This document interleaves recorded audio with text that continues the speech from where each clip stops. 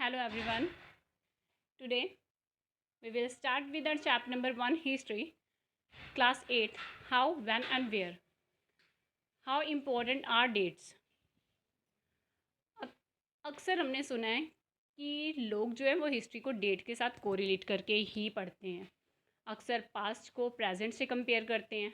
हमेशा ही ऐसा कुछ ना कुछ कंटिन्यू होता रहता है कि हिस्ट्री को मैक्सिमम लोग डेट्स के साथ कंपेयर करके ही चलते हैं। दैट मीन्स कि कहीं ना कहीं उनके अंदर ये खौफ, उनके अंदर एक डर सा रहते हैं कि history is full of dates. पर ऐसा भी कुछ नहीं है। कुछ एक पर्टिकुलर डेट्स होती हैं रिमेंबर करने के लिए, लर्न करने के लिए, बाकी की इतनी भी इंपॉर्टेंट नहीं होती हैं। So which dates? Selection of date depend on the story of past.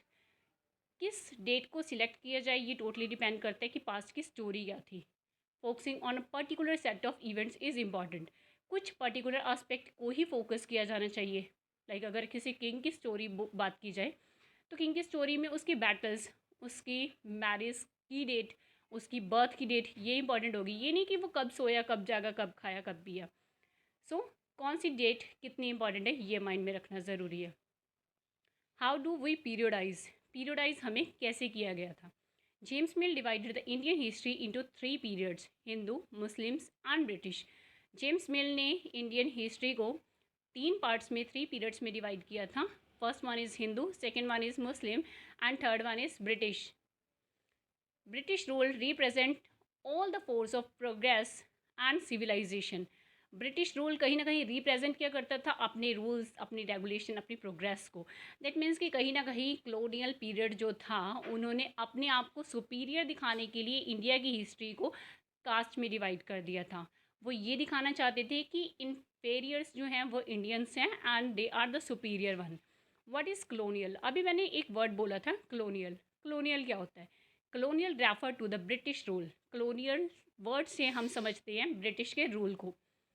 British rule brought about changes in values and taste, customs and practices.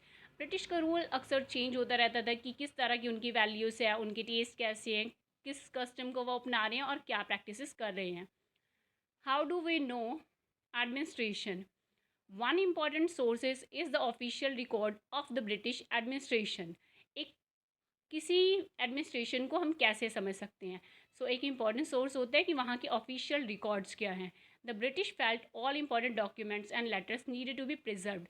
British को लगता था कि सारे के सारे डॉक्यूमेंट्स जो हैं उसे प्रिजर्व करना ज़रूरी है। Specialised institutions like archives and museums were establish to preserve important records. और इन इंपॉर्टेंट रिकॉर्ड्स को संभालने के लिए कुछ आर्चिव्स और म्यूजियम्स बनाए गए उन ब्रिटिशर्स के द्वारा। ब्रिटिशर्स को एक चीज़ और भी लगती थी कि जो भी चीज़ें हम कर रहे हैं उसमें सर्वे बहुत इंपॉर्टेंट है। Service became important. The next point, the practice of serving become common under colonial administration. Colonial administration के बीच में सर्वे एक बहुत ही कॉमन सा हो गए थे। वो अक्सर सर्वे के बाद में ही किसी चीज़ को फाइनलाइज करते थे। Surveys like botanical, zoological, archaeological, anthropological and forest surveys were in the list of British administration.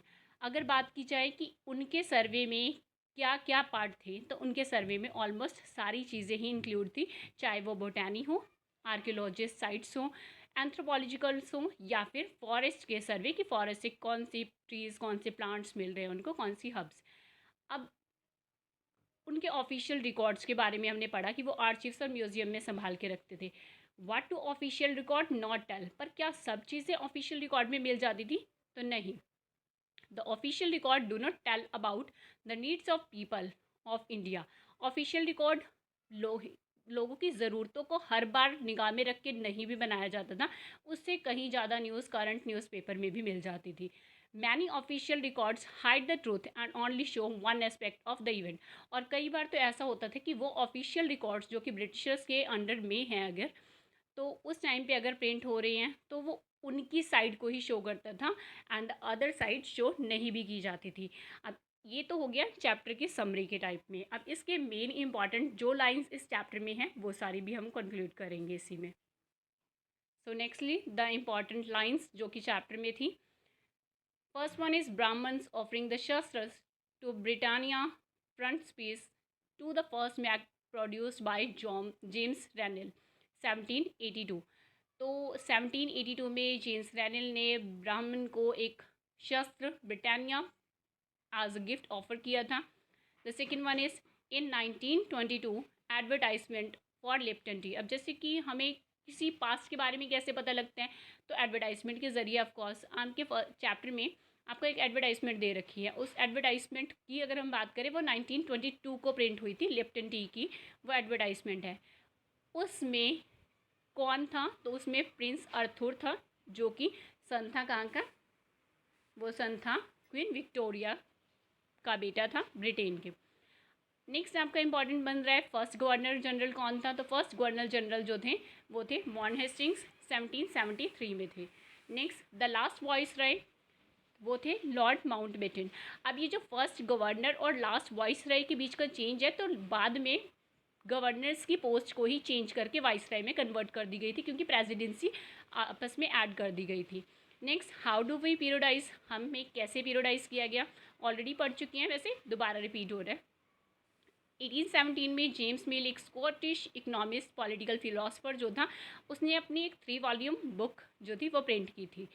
Next उसने हिस्ट्री को डिवाइड किया था 3 पार्ट्स में, ऑलरेडी हम लोग देख चुके हैं। Hindu, Muslim and British historians जो थे उन्होंने किस तरह से हिस्ट्री को डिवाइड किया है, जो कि हम आज पढ़ते भी हैं।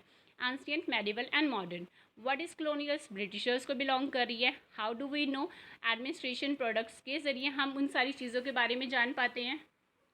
The National Archives of India came up in the 1920th। उसके अलावा नेशनल आर्चिव इंडिया का जो हमें मिला है वो 1920 में बना था। In 1946, the colonial government in India was trying to put down a mutiny that broke out on the ships of the Royal Indian Navy. Royal Indian Navy की ships में 1946 में एक बहुत ही बड़ी म्यूटनी हुई थी। नेक्स्ट सर्विस काफ़ी important थे, हमने पढ़ लिए हैं। और उसके अलावा ऑफिशियल रिकॉर्ड्स सब कुछ नहीं बताते थे, वो सिर्फ़ और सिर्फ एक पक्ष ही रखते थे कहानी का। दैट मीन्स कि कब क्या कैसे हुआ, ये चीज़ें हमें थोड़ी सी इसमें आउट व्यू मिला इसका, और आगे आगे हम इससे फर्दर चलते जाएंगे। Thank you.